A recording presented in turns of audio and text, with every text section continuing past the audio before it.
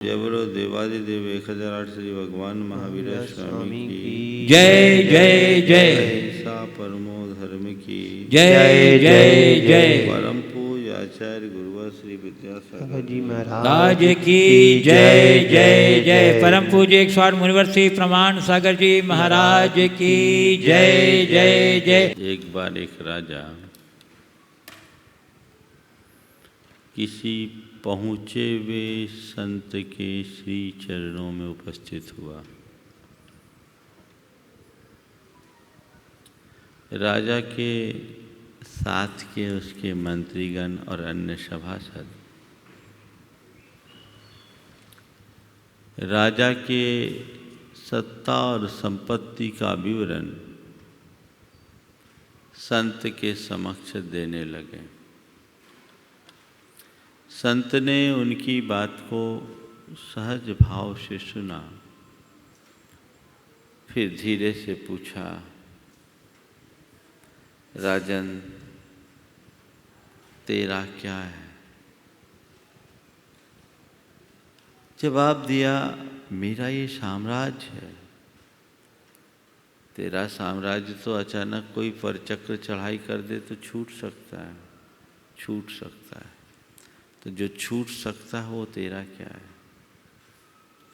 मेरी शक्ति मेरे पास है, मेरी सैन्य शक्ति, मेरी सत्ता की शक्ति, मेरी शरीर की शक्ति मेरी है।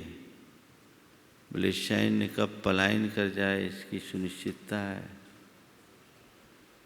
सेना तो कभी भी हताहत हो सकती है और कल तुम्हारा शरीर भी निर्बल हो सकता उम्र के प्रभाव से। फिर ये शक्ति तुम्हारी कहाँ? उसने कहा, मेरी संपदा मेरी है। संत ने कहा, ये संपदा तेरी कब से हो गई? कब तक तेरे पास रहेगी? क्या तू इन्हें सदा बना के रख सकता है? ये तो कभी भी नष्ट हो सकती है और कदाचित ये नष्ट हो या न हो, तुझे तो यहाँ से जाना होगा। तो क्या अपनी संपदा को ले जा सकेगा? जो तेरे साथ रहे नहीं और तेरे साथ जाए नहीं, वो तेरी कैसे? राजा ने कहा, ये परिजन मेरे हैं। कि ये परिजन जब तेरा जन्म हुआ था तो तेरे साथ कौन थे? बोला, मैं अकेला था। थोड़ी देर कल्पना कर, अगर तू मरेगा तो तेरे साथ कौन होगा? तू मरेगा तो तेरे साथ कौन होगा? राजा को लगा, हाँ उस समय तो कोई नहीं होगा, अकेला ही होगा। राजा ने कहा, मेरा ये शरीर मेरा है। संत ने कहा, बिल्कुल ठीक कहा, ये शरीर तेरा है, लेकिन ये बता, मृत्यु के बाद ये शरीर तेरा कहाँ तक तेरे साथ जाएगा? उसने कहा, ये तो चिता की राख में बदल जाएगा। तो संत ने पूछा, ये बता, अब ये शरीर तेरा कहाँ से हुआ?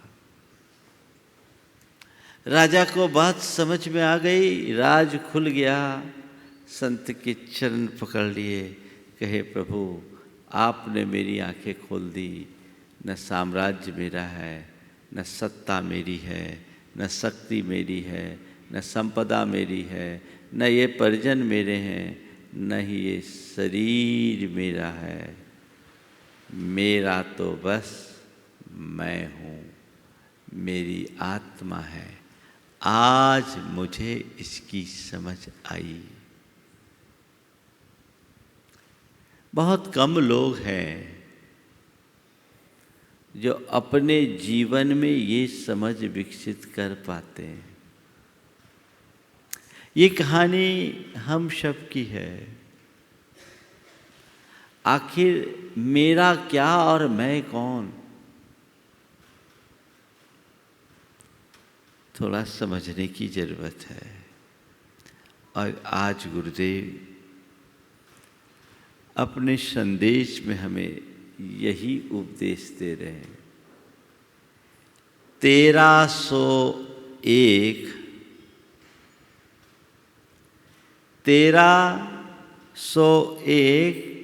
सो सुख अनेक में दुख ही दुख।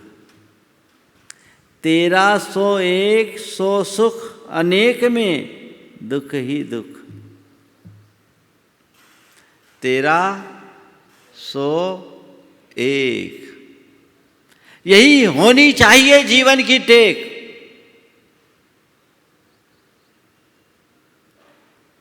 मुझे याद आ रहा है, सागर की बात है, 1980 की किसी प्रसंग में बोली लग रही थी और बोली टूटी 1301 रुपये में। तो गुरुदेव ने कहा, भाई बोली कि तुम जानो, पर सच्चाई यही है 1301। वो एक क्या है उसे जानो, उसे पहचानो। वो एक क्या है? पूरा जीवन बीत जाता है, मनुष्य उस एक को नहीं पहचान पाता और जिसके चक्कर में अपना जीवन बिताता है वो मनुष्य के साथ कहीं टिक नहीं पाता। गुरुदेव कहते हैं 1301 सो सुख अनेक में दुख ही दुख। अपनी आत्मा के में केंद्रित होने वाले के जीवन में सदैव सुख है और आत्मा से बाहर जाने वाले को सदैव दुख ही दुख है। एक को जानो, एक को भजो, एक को ध्याओ, एक को पाओ। आज की 4 बातें। एक को जानो, एक को भजो, एक को ध्याओ और एक को पाओ। वो एक क्या है? कौन है वो एक? वह है तुम्हारे भीतर का शुद्ध आत्म तत्व। वह है तुम्हारे अंदर का ज्ञायक भाव।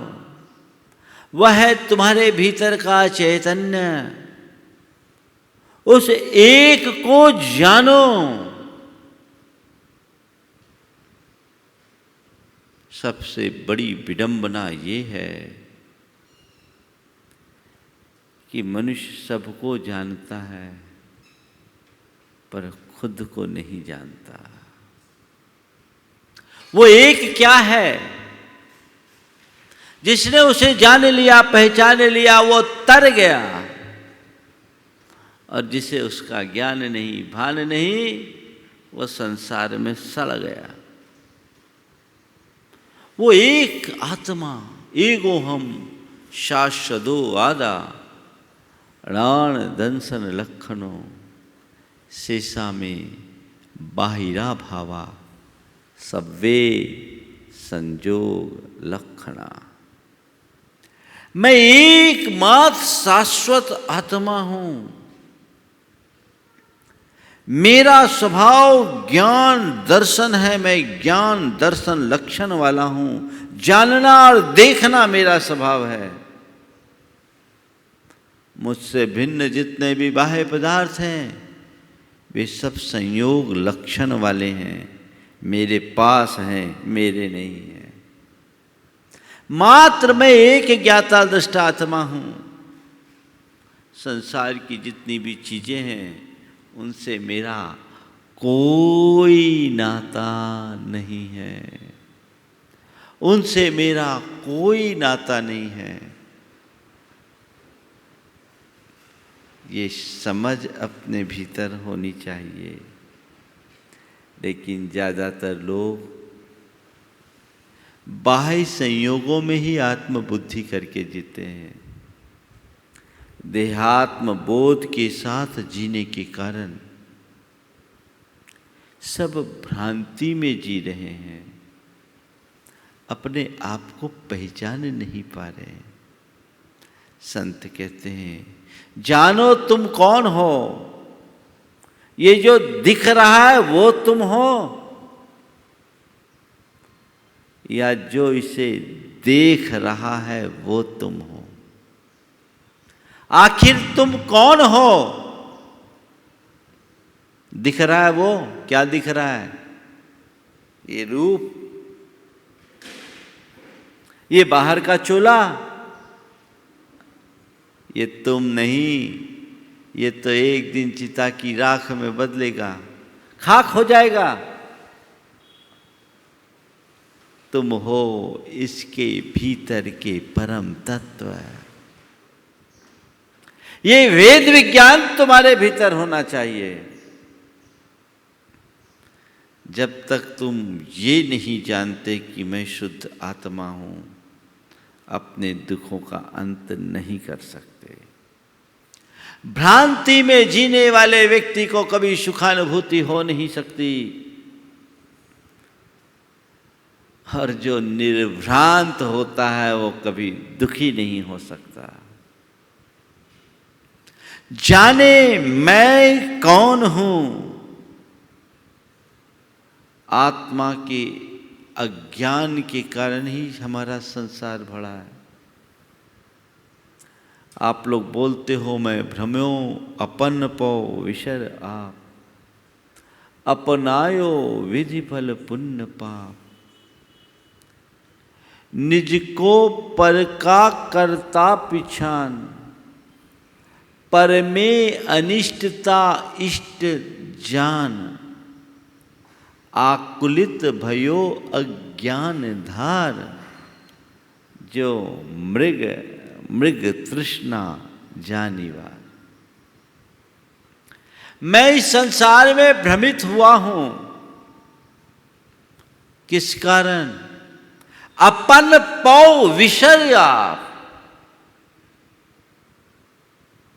मेरे इस भव भटकन का मूल कारण आत्म विभ्रांति है। मैंने अपने आप को जाना नहीं।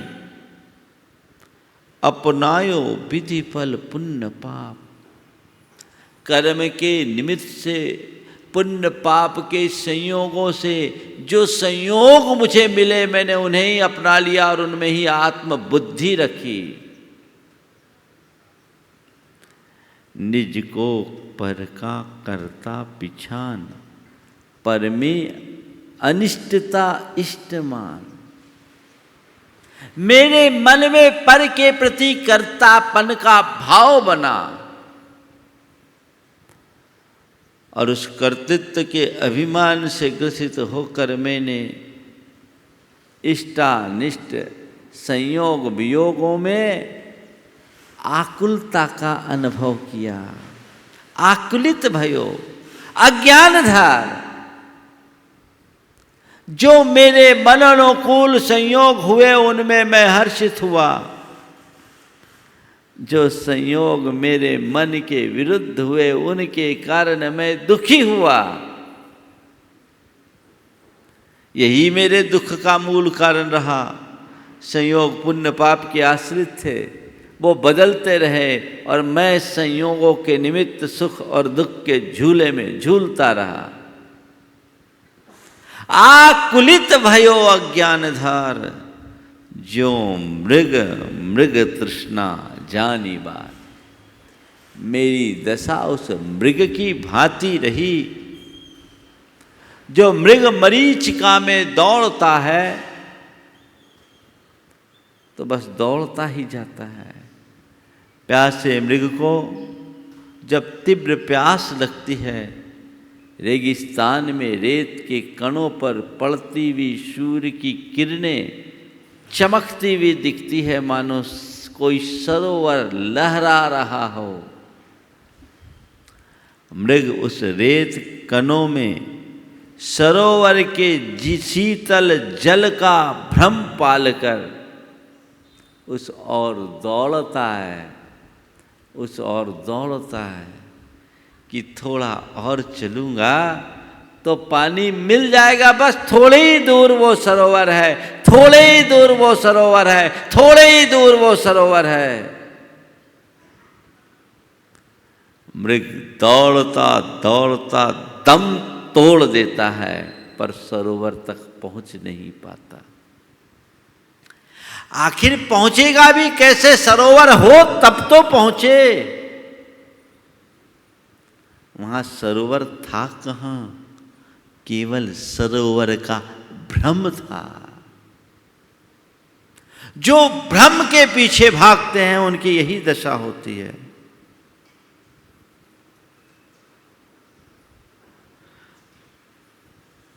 जो भ्रम के पीछे भागते हैं उनकी यही दशा होती है, और जो यथार्थ में जीते हैं वो उनसे मुक्त हो जाते हैं।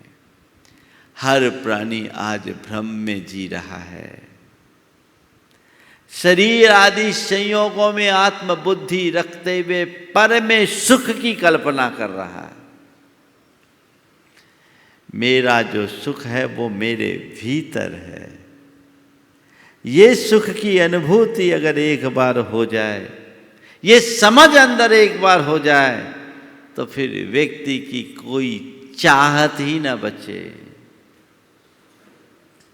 काश ये अज्ञान दूर हो।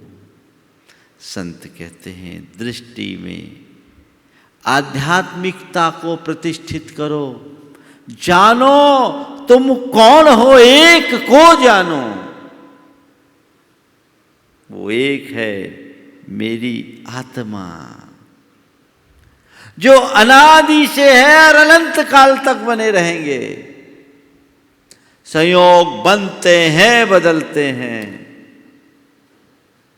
लेकिन आत्मा और हमारा संयोग नहीं, अनादि का संबंध है। संबंध क्या, वो हमारा स्वभाव है, न बना है न बदलेगा। उसकी तरफ दृष्टि, उसकी तरफ दृष्टि। हमारी दृष्टि कहाँ है?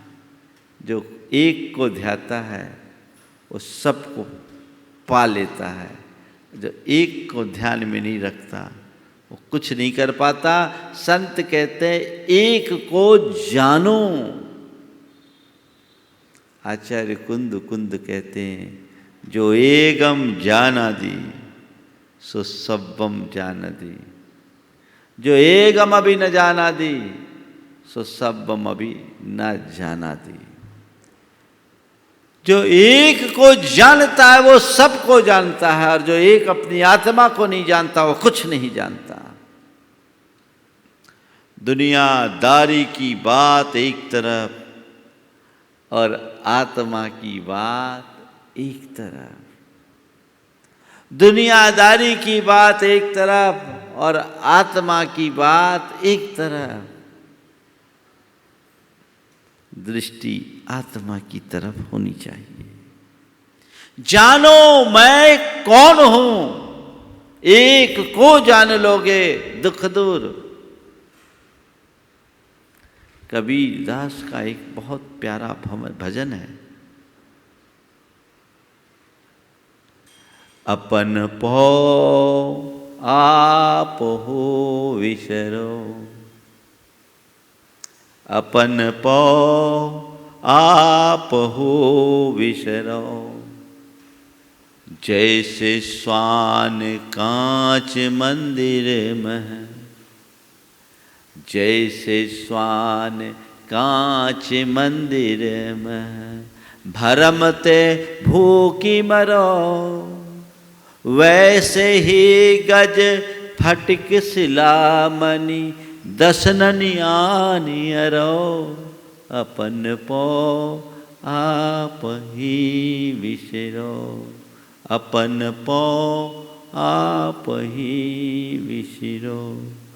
जो केहरी बपु निरखे कूप जल, जो केहरी बपु निरखे कूप जल। प्रतिमा जाने परो,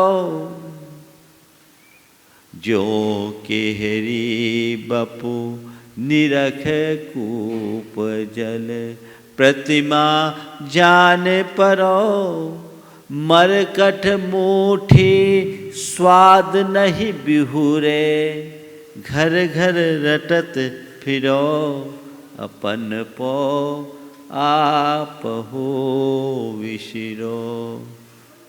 कहत कबीर ललनी के सुगना, कहत कबीर ललनी के सुगना, तो है कौन पकड़ो, अपन पो आप हो विसरो। आत्मबोध के अभाव में हमारी क्या दीन दशा होती है। कबीर ने इस भजन में कई प्रतीकात्मक उदाहरणों से बड़ा सुंदर मार्गदर्शन दिया।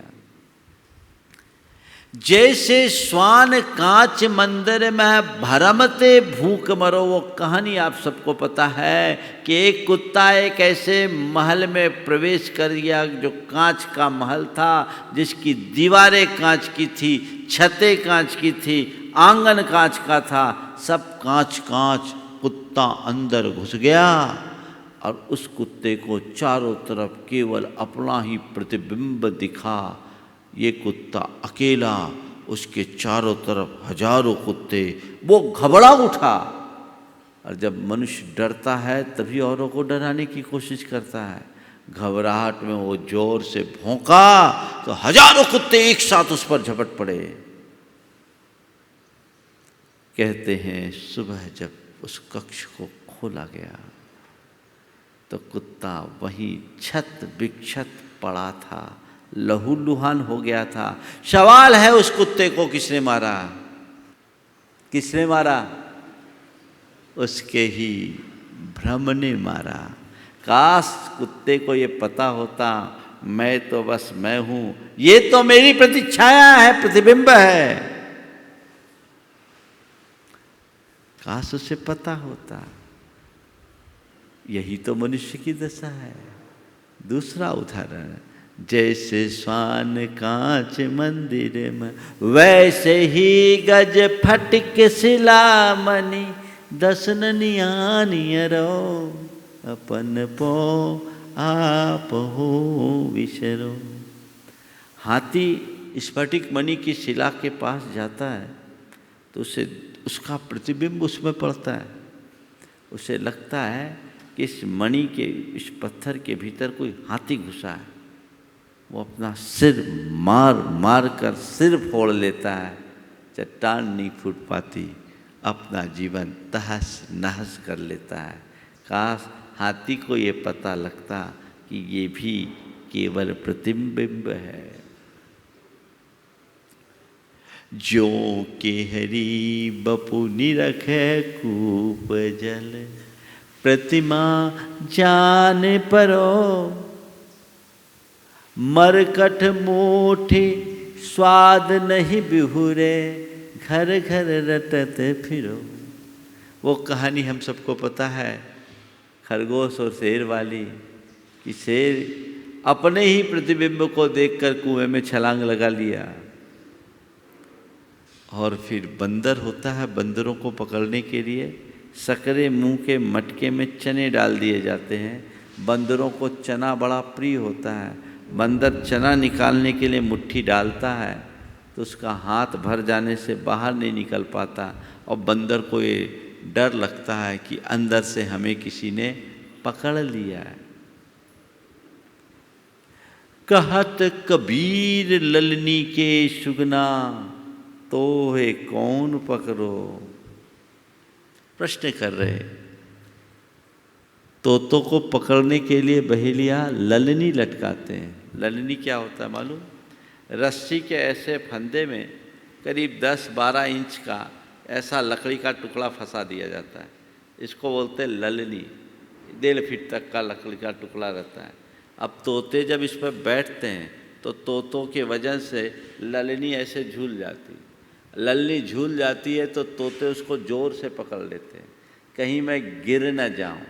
अनंत आकाश में उड़ने की क्षमता रखने वाला वह तोता उस लल्ली को पकड़ लेता है और यही पकड़ उसकी कैद का कारण बन जाता है। बहेलिया बाद में उन्हें पकड़ लेते हैं। तोते को काश ये पता होता कि मैं अभी भी इसे छोड़ूं तो आसमान में उड़ सकता हूँ, लेकिन तोता छोड़ना नहीं जानता, वो उसे पकड़ता है और पकड़ करके जिंदगी भर वो पिंजरों में बंद हो जाता है। ऐसा केवल तोतों के साथ होता तो कोई बात नहीं, आज हर प्राणी के साथ ऐसा है। तुम इस संसार में जो दुखी हो रहे हो अपनी ही आसक्ति के कारण हो रहे हो। जिस दिन ये आसक्ति को छोड़ दोगे सब छूट जाएगा। एक को जानो मैं कौन हूँ। उस आत्म तत्व की तरफ अगर एक बार दृष्टि जग जाए, जीवन निहाल हो जाए, तो 1301 में सुख, अनेक में दुख ही दुख। अपने से दूसरी तरफ गए तो दुख है, फंसे। जानो, एक को जानो, एक को भजो, अपनी आत्मा की सेवा करो। थोड़ा हिसाब लगा लो, जीवन पर्यंत ये तो जान लिया कि मैं आत्मा हूँ। जितने से पूछो वो बोलते हैं, मानते तो ये जाने चाहे नहीं जाने। मानने और जानने में अंतर है। मानना एक धारणा है और जानना एक अनुभव। मानना एक धारणा है, जानना एक अनुभव। मैंने मान लिया कि मैं आत्मा हूँ, ये मेरी स्थूल मान्यता है। पर ये बात जिस दिन मेरे अनुभव में आएगी तब मैं सच्चे अर्थों में जानूंगा कि मैं आत्मा हूँ। चलिए, कदाचित आपने जान लिया आत्मा, तब आत्मा को भजो। जब तुम्हें यह पता है कि मैं आत्मा हूँ, देहादिक से मेरा कोई संबंध नहीं, तो थोड़ा हिसाब लगाओ, पूरे जीवन काल में तुमने अपनी आत्मा के लिए क्या किया? अनात्मा में ही रमे रहे या आत्मा के लिए भी कुछ कर रहे हो? आत्मा को भज रहे हो या अनात्मा को भज रहे हो? एक को भज रहे हो या अनेक को भज रहे हो? अनेक में झमेला है, एक में आनंद। देखोगे तो क्या मिलेगा निष्कर्ष? एक को छोड़कर बाकी सबको भज रहे, उसका तो कोई सुध ही नहीं, पता ही नहीं वो सलामत है भी कि नहीं। संत कहते हैं अपने आत्मा के हित का उद्योग करो, अपने आत्मा को भजने का प्रयास करो, आत्मा की तरफ अपनी दृष्टि जगाओ, आत्मा के कल्याण की ललक जगाओ। मैं इस मनुष्य जीवन में अपनी आत्मा के उद्धार का प्रयत्न करूंगा, मैं अपने इस मनुष्य जीवन में आत्मा के कल्याण का पुरुषार्थ करूंगा, मैं इस मनुष्य जीवन में अपने आत्मा को संवारने का प्रयास करूंगा, अपनी आत्मा को संभालने का प्रयास करूंगा, सतत आत्म जागृति रखूंगा, आत्म बोध के साथ जीऊंगा। है ऐसा मनोभाव?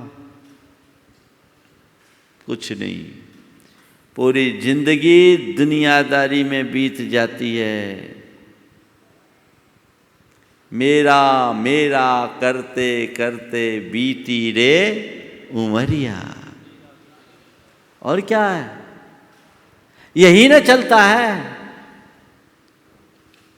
संत कहते हैं संसार में अपने कर्तव्यों का पालन करो, दायित्व को निभाओ, पर स्वरूप बोध को कभी मत भूलो। अपनी आत्मा की तरफ दृष्टि रखो, अपने आत्मा के कल्याण का भाव रखो, सर्वोच्च प्राथमिकता अपने आत्मोद्धार को दो। ऐसा कोई कृत्य मत करो जिससे तुम्हारी आत्मा को दुखी होना पड़े, कलंकित होना पड़े, मलिन होना पड़े या पतित होना पड़े। ऐसा कर्म कभी मत करो।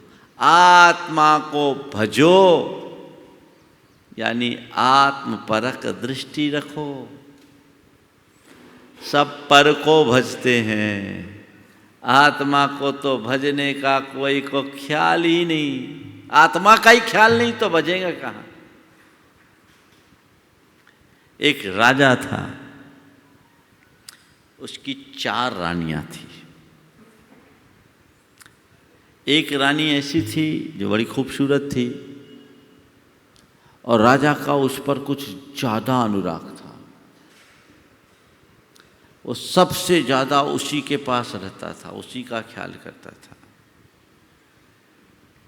दूसरी रानी उतनी रूपवान तो नहीं थी, पर वो एक बड़े राजघराने से आई हुई थी।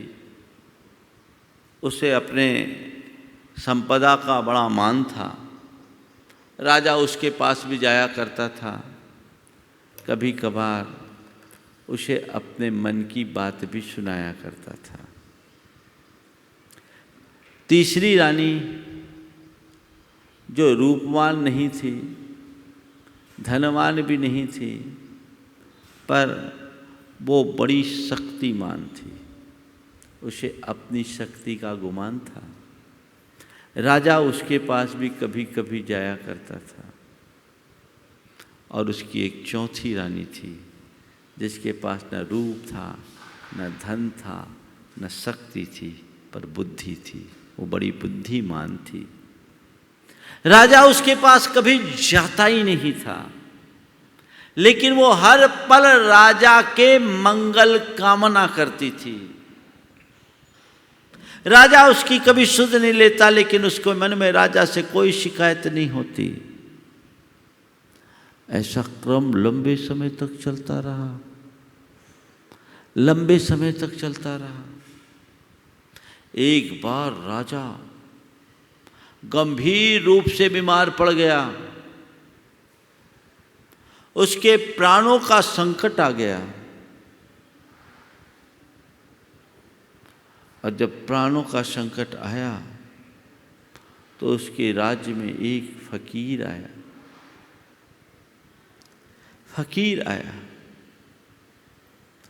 फकीर ने कहा कि राजा के प्राणों का संकट है, राजा बच सकता है,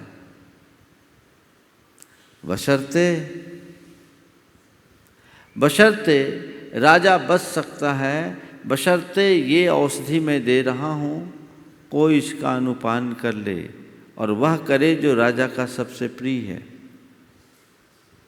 राजा की 4 रानियों में अगर कोई एक रानी है कर लेती है तो राजा बच सकता है, लेकिन कंडीशन एक ही है कि उसको लेने के बाद राजा तो बच जाएगा, लेने वाला वहीं ख़त्म हो जाएगा। राजा को बात मालूम पड़ी। राजा का ये प्रस्ताव सबसे पहले उस रानी के पास गया जो 24 घंटे जिसके साथ राजा अपना समय बिताता था। उसने कहा, अरे ये काम मैं कैसे करूं? अभी मेरी ज़िंदगी क्या है? मेरी तो लंबी चौड़ी ज़िंदगी है। राजा चले भी जाएगा तो मेरी व्यवस्था किसी और के साथ हो जाएगी, मैं ये नहीं कर सकती। ठीक, दूसरे के पास गए।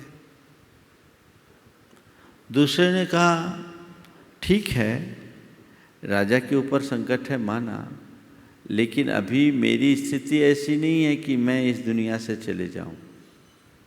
ये दवाई मैं नहीं ले सकती।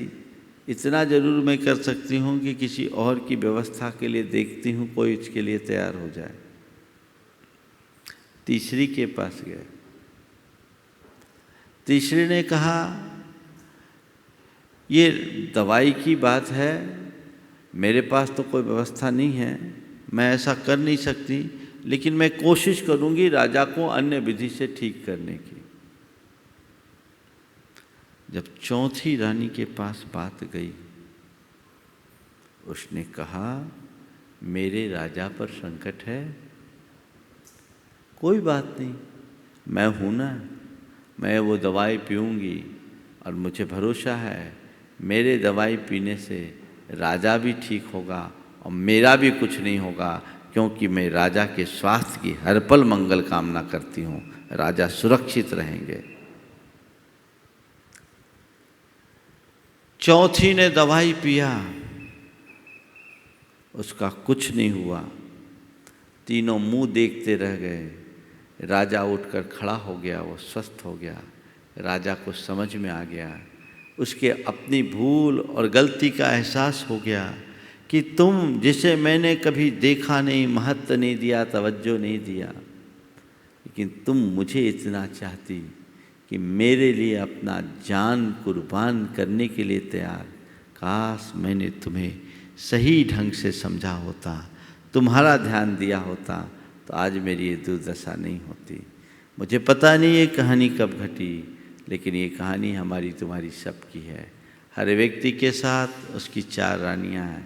पहला है शरीर, जो सबसे पहले धोखा देता है। दूसरी है संपत्ति, जो इस दुनिया में ही रह जाती, इससे आगे नहीं जाती। तीसरे हैं हमारे परिजन, जो शमशान तक छुड़ाते हैं। और चौथी है हमारी आत्मा, जो भवांतरों तक हमारे साथ जाती है।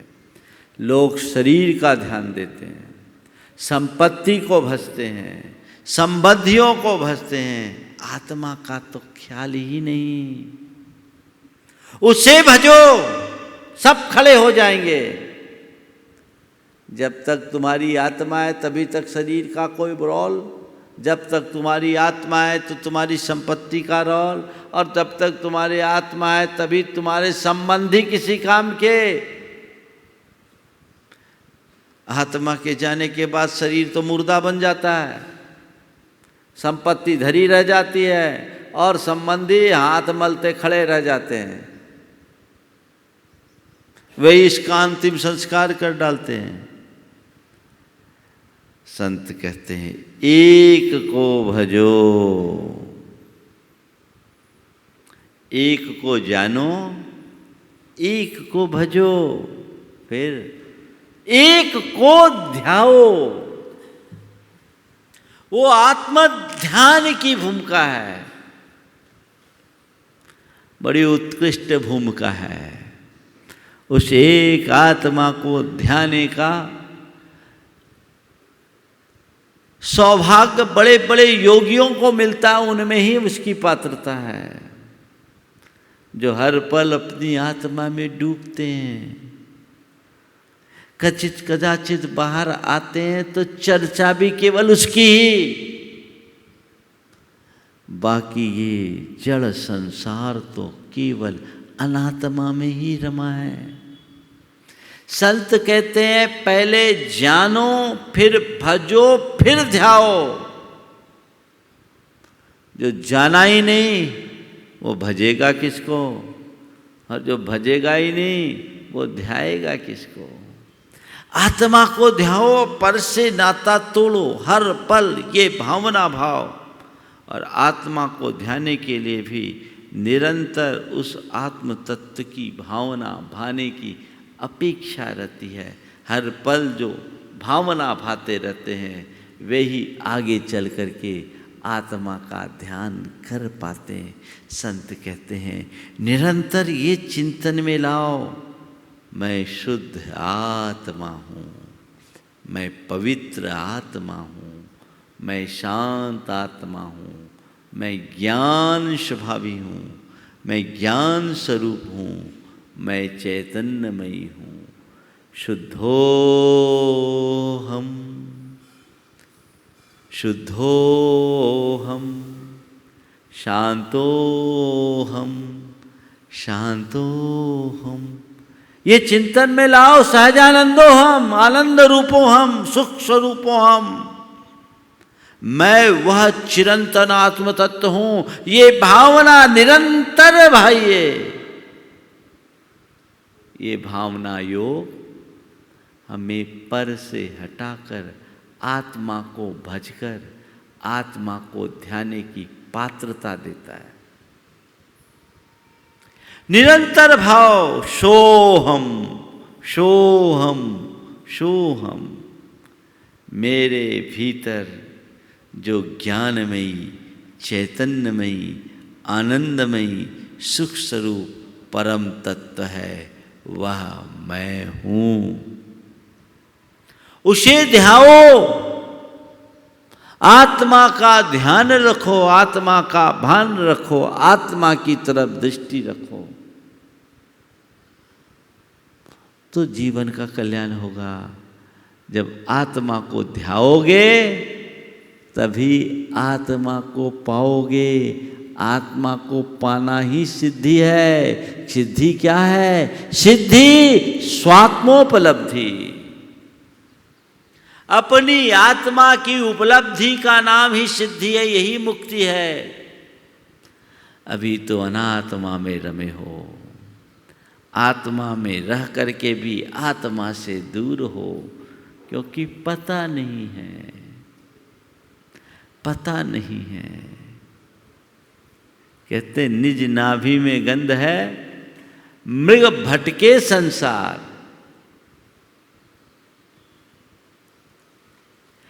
अपने नाभि में गंध है पर मृग को उसका पता नहीं, भटक रहा है। काश उसे पता हो तो भटकने की जरूरत ही नहीं। तो बस हमें भी उस आत्मा को जानकर आत्मा को भजने का प्रयास करना चाहिए। आत्मा को भजते भजते आत्मा को ध्याने की कोशिश करो, और जब आत्मा को ध्याने में समर्थ हो जाओगे तो आत्मा को पाने की कोई बात ही, कोई संशय ही नहीं रहेगा। जितने भी महान आत्माएं हुए हैं वे महान इसी कारण से हुए, क्योंकि उन्होंने आत्मा को पाया है। हमें उन्होंने आत्मा का पाठ पढ़ाया है, हम उसे जाने, भजे, ध्याए, तब पा सकते हैं। लेकिन विडंबना तो तब दिखती है जब अच्छे अच्छे लोग आत्मा की बातें करते हुए भी अनात्मा में रमे रहते हैं। आत्मा की बातें करते हुए भी अनात्मा में रमे रहते हैं। एक सज्जन आचार्य महाराज के पास गए और कहा, गुरुदेव, महाराज साहब, गुरुदेव वाले नहीं थे वो, महाराज साहब, आपने समय सार कितनी बार पढ़ा? आपने समय सार कितनी बार पढ़ा? गुरुदेव ने कहा, एक बार। वो ऐसे देखे जैसे एक बार समय सार पढ़ के कोई अपराध सा कर दिया। पूछा, महाराज साहब, आपने समय सार कितनी बार पढ़ा? गुरुदेव ने कहा, एक बार। वो ऐसे देखे कि एक बार पढ़कर गुरुदेव ने कोई अपराध सा किया, और बड़े गर्व से कहा, मैंने 108 बार समय सार पढ़ा। कितनी बार पढ़ा? 108 बार समय सार। अब की बार गुरुदेव ने उसे आश्चर्य से देखा। बोले, आपने 108 बार पढ़ा? बोले, हाँ। बोले, मुझे आश्चर्य है, मुझे आश्चर्य है। बोले, क्या? बोले, मैं एक बार समय पाठशाल पढ़कर मुनि बन गया, तुम 108 बार पढ़ करके भी यहीं अटके हो। अरे भैया, आत्मा को जानो तो आत्मा को भजो, अनात्मा को क्यों भज रहे हो? इसका मतलब तुम्हारा ज्ञान सत ही है, टोटा रतंत है। आचार्य कुंद कहते हैं, पाठोल करेद गुणम असद्ध मानस जीवस। केवल पाठ करने से क्या होगा? पारायण होना चाहिए, तब सच्चे अर्थों में जीवन का उत्थान होगा। इसलिए इस पर पक्का श्रद्धान करो। 1301 सो सुख अनेक में, 1301 सो सुख अनेक में, दुख ही दुख। उस दुख से बचने का तो एकमात्र रास्ता यही है। इसे हटाओ, तब अपने जीवन का हम उद्धार कर पाएंगे। एक बड़ी पुरानी कहानी है। एक राजा थे, उन्हें दाह ज्वर हो गया। अनेक औषधोपचार करने के बाद भी उनकी दाह में शांति नहीं हुई। एक वैद्य आया, उसने कहा कि ये मलयगिरी चंदन है और इस चंदन को जो राजा का सबसे प्रिय है वो घिसे और इसका लेप राजा को लगाए तो राजा को आराम मिलेगा। फिर क्या था? राजा की रानियां चंदन घिसने में लग गई। चंदन घिसने लगी, चूड़ियों की खनखनाहट होने लगी और एक साथ अनेक रानियां जब चंदन घिसे, उनकी चूड़ियां बज खनखनाए, राजा को व्यवधान हो। राजा ने पूछा ये क्या हो रहा है? बोले आपके औषधि के लिए चंदन घिसा जा रहा है, रानियों की चूड़ी से उनको उसकी खनक हो रही है, उसी के शोर है। राजा ने कहा ये शोर मुझे सुहा नहीं रही। रानियों ने फट से अपनी सारी चूड़ियां उतार दी, केवल सुहाग के चिन्ह स्वरूप एक एक चूड़ी रखी। सारी चूड़ियां उतार दी, सुहाग के चिन्ह स्वरूप एक एक चूड़ियां रखी और चंदन घिसना शुरू किया। अब सारा शोर बंद। जब आवाज बंद तो राजा ने पूछा क्या हुआ? चंदन घिसना बंद हो गया क्या? क्या हुआ? चंदन घिसना बंद हो गया क्या?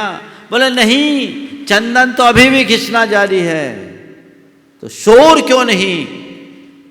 चंदन तो अभी भी घिसा जा रहा है, शोर क्यों नहीं? कहा राजन शोर चूड़ियों के कारण था, अब सब चूड़ियां हटा दी गई, एक चूड़ी है तो शोर खत्म हो गया। केवल एक चूड़ी बची इसलिए शोर खत्म हो गया। ये एक वाक्य ने राजा को अंदर से जगा दिया कि जहाँ अनेक है वहाँ शोर है, जहाँ एक है वहाँ शांति है। राजा ने मन ही मन संकल्प ले लिया कि अब प्रातः काल की पहली किरण के साथ मैं अब अनेक से हटकर एक को भजूंगा, एक को ध्याऊंगा।